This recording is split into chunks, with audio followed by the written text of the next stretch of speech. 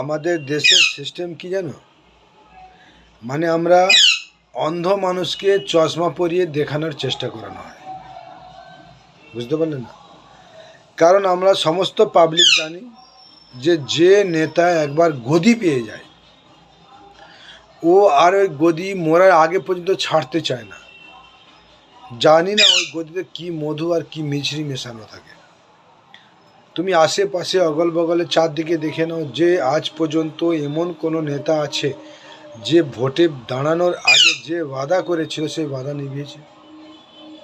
কিন্তু ওর একতলা বাড়ি থেকে চারতলা হয়ে গেছে, একটা থেকে চারটে মকান হয়ে গেছে, একটা থেকে চারটে গাড়ি হয়ে গেছে, কিন্তু পাবলিকের কিচ্ছু শোনা হয় আজ পর্যন্ত।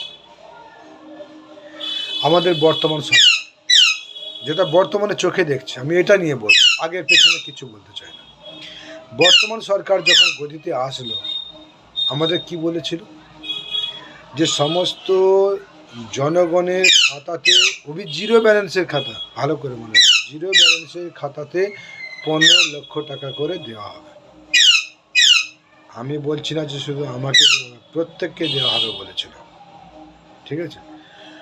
তো সরকার হয়েও গেল, চলেও গেল কত বছর, আমি 25-এর কথা বলছি, 2025-এ।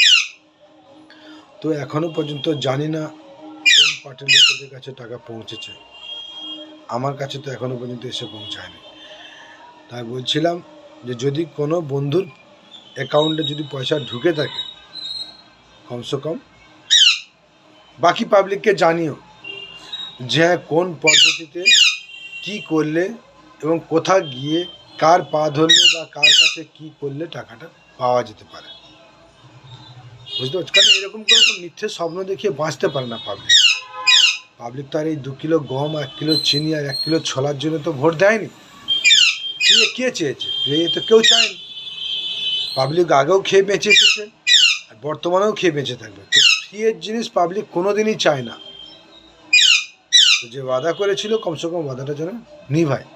আর কেউ যদি পেয়ে থাকে, চাই সে যে কোনো পার্টির হোক, কমসে কম বাকি পাবলিককে একটু জানা।